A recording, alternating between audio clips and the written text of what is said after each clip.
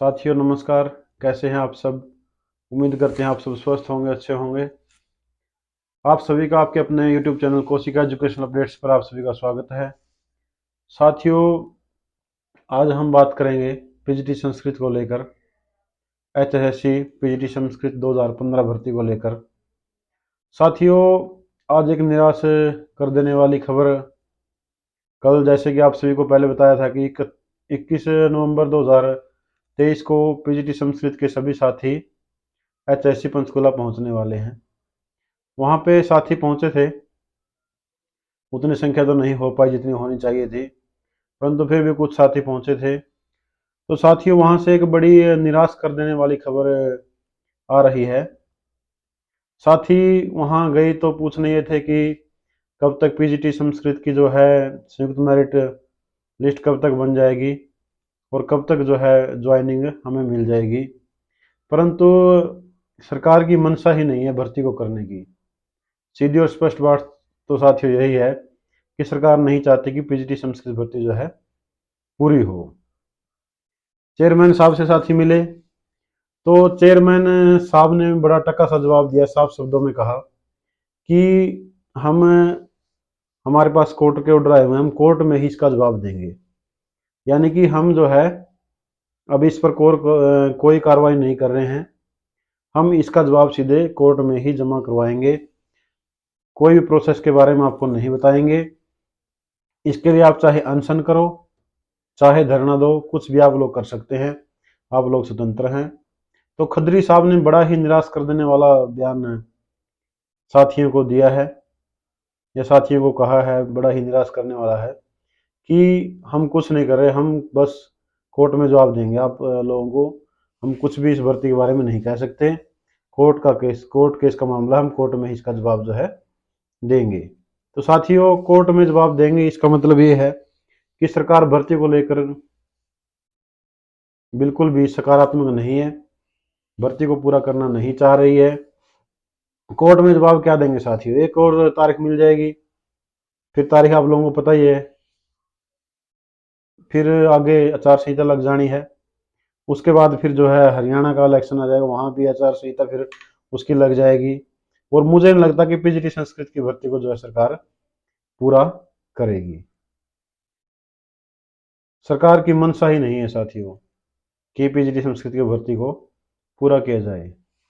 तो जो साथी लगातार प्रयास कर रहे हैं 8 साल से, चाहे वो आप एमए वाले हों, चाहे वो चाहे वो एमए बीएड वाले हों या फिर शिक्षा शास्त्री हों, दोनों ही लगभग मायूस हो चुके हैं। 8 साल साथियों थोड़ा समय नहीं होता।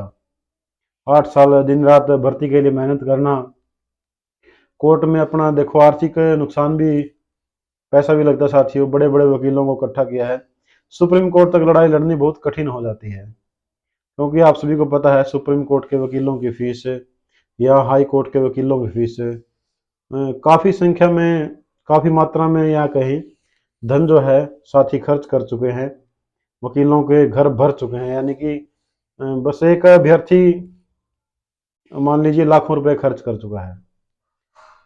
तो साथियों, इतनी मेहनत करने के बाद भी फिर भी आपको लगता है थोड़ी सी उम्मीद की किरण दिखाई देती सुप्रीम कोर्ट, माननीय सुप्रीम कोर्ट द्वारा, कि इस भर्ती को जो है पूरा किया जाए।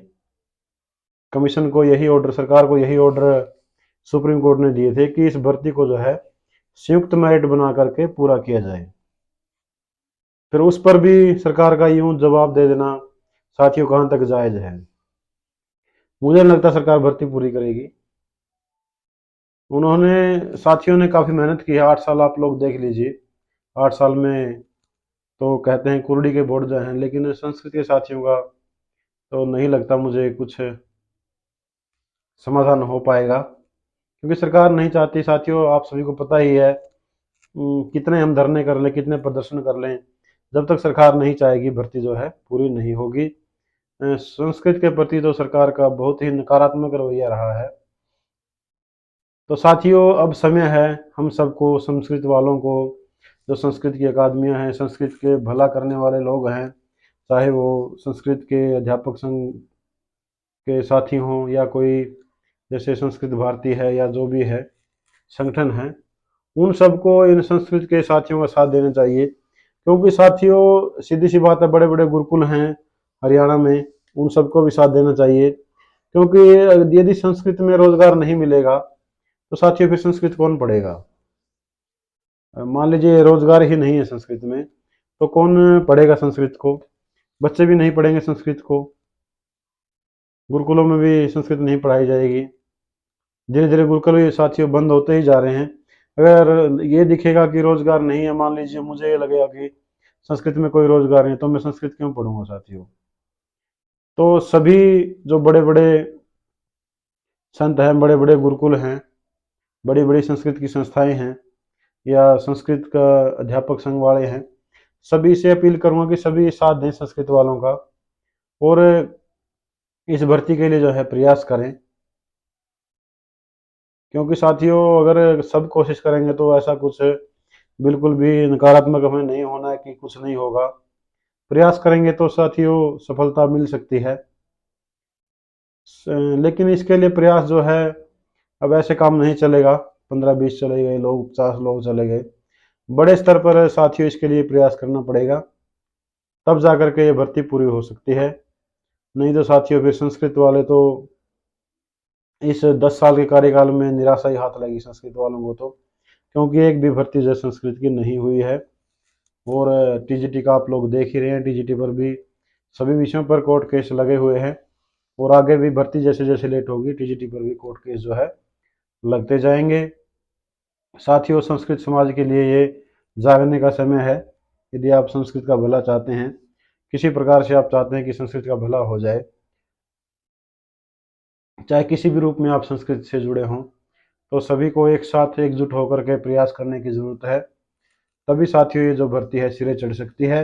और संस्कृत में जो रोजगार, अगर ये दोनों भर्तियां टीजीटी पीजीटी पूरी हो जाती हैं, तो मुझे नहीं लगता कि संस्कृत में कोई साथी ऐसा बचेगा जो स्टेट क्लियर जिसका है।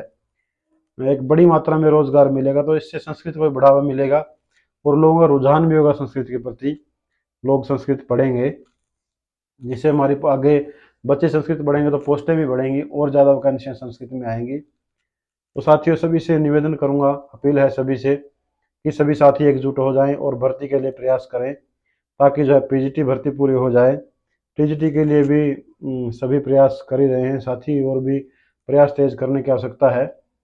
क्योंकि आप सब देख ही रहे हैं भर्तियों का क्या हाल है, भर्तियां लगातार लटक रही हैं, कोर्ट केस में उलझ रही हैं। सरकार भर्ती, बार बार सरकार दावे भी कर रही है कि भर्ती जल्दी पूरी करेंगे। अब देखिए क्या होता है, ये तो आगे आने वाले समय पता लग ही जाएगा। सरकार को अब तो चाहिए कि ये भर्ती जो है, जो भी भर्तियां चली हैं उनको जल्द से जल्द पूरा करें, और एक बड़ी मात्रा में जो है सरकार युवाओं को रोजगार दे। साथियों फिर आप सभी से अपील है कि एकजुट हो जाएं। यदि आपको संस्कृत को बचाना, हरियाणा में संस्कृत की भर्तियों को पूरा करवाना, तो आप सभी एकजुट हो जाएं। तो साथियों वीडियो को लाइक करें, शेयर करें, और हमारे चैनल को सब्सक्राइब करें। सब पढ़ें सब बढ़ें। धन्यवाद। जय हिंद साथियों।